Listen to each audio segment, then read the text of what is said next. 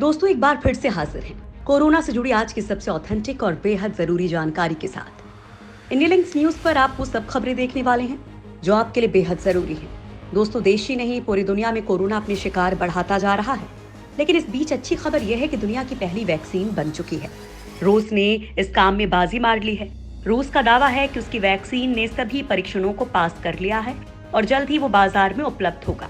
इसके अलावा थाईलैंड ने भी कोरोना की वैक्सीन बनाने का दावा किया है। इसका जानवरों पर परीक्षण सफल रहा है।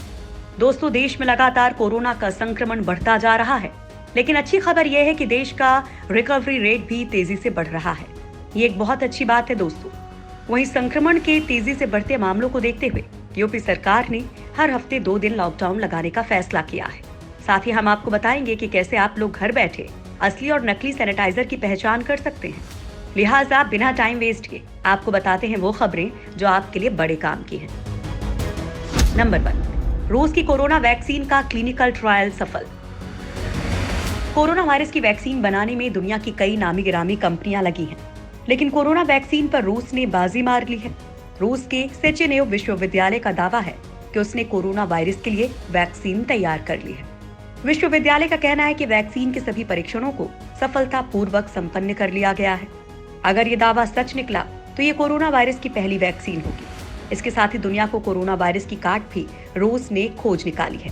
हालांकि अमेरिका समेत दुनिया भर के तमाम विकसित मुल्क कोरोना पर वैक्सीन तैयार करने में जुटे हैं।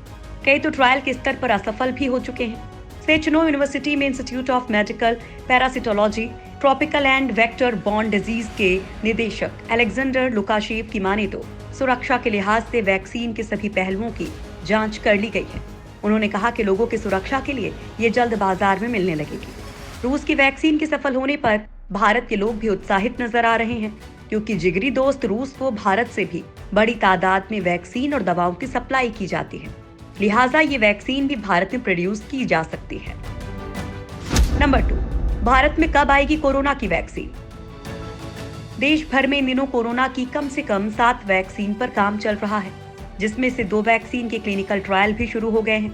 स्वास्थ्य मंत्री डॉक्टर हर्षवर्धन का कहना है कि पिछले दिनों लोगों ने आईसीएमआर की बातों का गलत मतलब निकाल लिया। उन्होंने कहा कि हम लोग वैक्सीन को फास्ट ट्रैक करने की बात कर रहे हैं।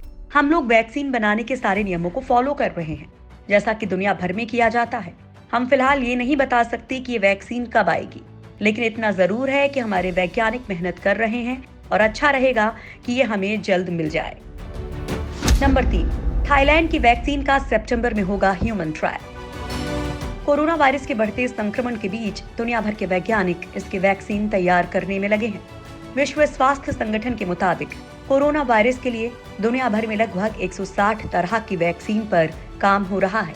इस बीच थाईलैंड ने भी वैक्सीन बना ली है और सितंबर में इस वैक्सीन का ह्यूमन ट्रायल शुरू होगा। थाईलैंड ने अपनी वैक्सीन का बंदरों और चूहों पर ट्रायल पूरा कर लिया है और अब जल्द ही इसका ह्यूमन ट्रायल शुरू किए जाने का दावा किया जा रहा है। थाईलैंड ने सितंबर महीने से वैक्सीन का ह्यूमन ट्रायल शुरू करने का दावा किया है। शोधकर्ताओं ने जानवरों पर हुए ट्रायल के उत्साहजनक परिणाम मिलने के बाद इस वैक्सीन के सफल होने की उम्मीद जताई है। नंबर 4, भारत में नहीं हुआ कम्युनिटी ट्रांसमिशन। कोरोना वायरस के मामले देश भर में लगातार बढ़ रहे हैं। पिछले कुछ दिनों से हर रोज औसतन 25,000 से ज्यादा नए मामले सामने आ रहे हैं। ऐसे में एक्सपर्ट्स कोरोना के कम्युनिटी ट्रांसमिशन की बात कर रहे हैं, लेकिन स्वास्थ्य मंत्री ने इसे सिरे से खारिज कर दिया है। उन्होंने कहा कि कम्युनिटी ट्रांसमिशन का कोई डेफिनेशन नहीं है। उन्होंने एक बार फिर से दोहराया कि देश में कम्युनिटी ट्रांसमिशन जैसी कोई चीज नहीं है। कुछ खास इलाके हैं जहां ट्रांसमिशन ज्यादा है, जैसा कि मुंबई के धारावी में हुआ, लेकिन अब इसे भी नियंत्रित कर लिया गया है। नंबर 5, देश में कोरोना रिकवरी रेट 63%। देश में कोरोना वायरस संक्रमण के मामलों में लगातार तेजी जारी है। देश में कोरोना संक्रमित मरीजों की संख्या को लेकर एक रिकॉर्ड भी बना है। लगातार तीसरे दिन देश में संक्रमितों की संख्या 25,000 से ज्यादा रही है। स्वास्थ्य मंत्रालय के आंकड़ों के मुताबिक पिछले 24 घंटे में 28,637 लोग संक्रमित हुए हैं। ये एक दिन में रिकॉर्ड की गई संक्रमितों की सबसे ज्यादा संख्या है। लेकिन राहत भरी खबर यह है कि कोरोना वायरस से संक्रमित लोग भारी संख्या में ठीक भी हो रहे हैं। देश में कोरोना का रिकवरी रेट 63% है। वहीं ठीक होने वाले मरीजों की संख्या सक्रिय मामलों से 2,42,362 अधिक है। रविवार को जहां 28,000 के करीब संक्रमित मरीज सामने आ गए, तो 18,000 ठीक होकर घर भी लौटे। भारत के लिहाज से राहत वाली बात यह है कि यहाँ बुरी तरह प्रभावित अन्य देशों की तुलना में मरने वालों की संख्या कम है। नंबर 6, अब हर दिन 2 लाख से ज्यादा टेस्टिंग। कोरोना के खिलाफ जंग में जीत के लिए टेस्टिंग बहुत ही महत्वपूर्ण है। अच्छी बात तो यह है कि अब देश में टेस्टिंग की रफ्तार काफी बढ़ी है। रविवार को देश में कोरोना के कुल 2,19,103 टेस्ट किए गए। टेस्टिंग बढ़ने से कोरोना के नए केस भी बढ़े हैं, लेकिन इससे संक्रमितों की पहचान और फिर उनके कॉन्टैक्ट की ट्रेसिंग भी हो रही है, जो काफी अहम है। भारत में अब तक 1,18,00,000 से ज्यादा टेस्ट हो चुके हैं। नंबर 7, दिल्ली में कोरोना के एक्टिव केस 20,000 से कम। दिल्ली में कोरोना के एक्टिव मरीजों की संख्या लगातार कम हो रही है। यह आंकड़ा 20,000 से कम हुआ है। वहीं होम आइसोलेशन में मरीजों की संख्या घटकर 11,059 हुई है। सबसे राहत की बात है कि दिल्ली में ठीक होने वाले मरीजों की संख्या बढ़ी है और रिकवरी रेट बढ़कर 79.97% हुआ है। यानी हर 5 में से 4 मरीज अब तक ठीक हो चुके हैं। दिल्ली में अभी तक कुल 7,89,853 टेस्ट हुए हैं। पिछले 24 घंटे में कोरोना के 1,573 नए केस सामने आए हैं। वहीं 2,276 मरीज ठीक हुए हैं। 37 लोगों की कोरोना से मौत हुई है। दरअसल दिल्ली में टेस्टिंग, ट्रैकिंग और ट्रीटमेंट कोरोना के खिलाफ काफी कारगर साबित हो रहा है। दिल्ली में 71.71% बेड खाली हैं। अभी दिल्ली में 15,253 बेड हैं, जिसमें से 10,938 बेड खाली हैं। कुल मिलाकर ये कहा जा सकता है कि दिल्ली में अभी कोरोना नियंत्रण में है। हालांकि कंटेनमेंट जोन की संख्या अब 652 हो गई है। नंबर 8, प्लाज्मा दान करने के लिए प्रेरित कर रहा आरएसएस।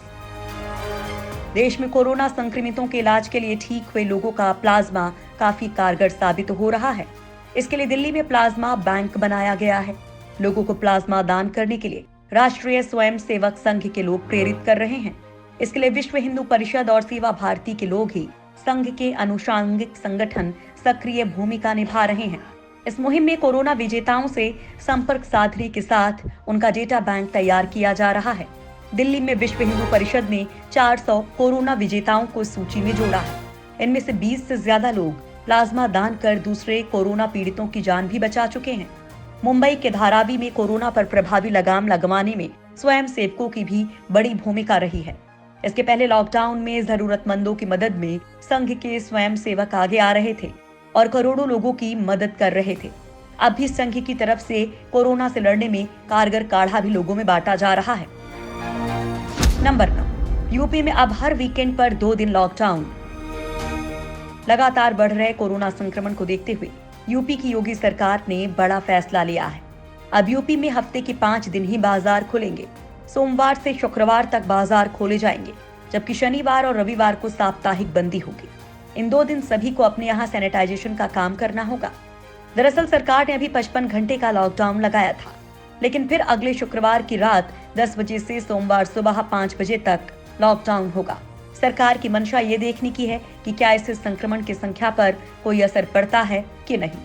अगर संक्रमित मरीजों की संख्या में कमी आती है तो ये व्यवस्था आगे भी जारी रहेगी। दरअसल देश के बाकी राज्यों की तरह ही यूपी में कोरोना मरीजों की संख्या में लगातार इजाफा हो रहा है और इसी को देखते हुए सरकार ने हफ्ते में 2 दिन के लॉकडाउन की शुरुआत की है। नंबर 10, नकली सैनिटाइजर की पहचान करना हुआ आसान।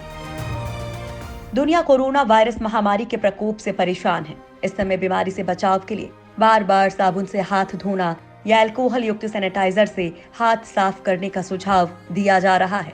कई लोग बीमारी की आड़ में नकली सैनिटाइजर बनाने का काम भी धड़ल्ले से कर रहे हैं, लेकिन कुछ उपाय करके आप लोग असली नकली की पहचान कर सकते हैं।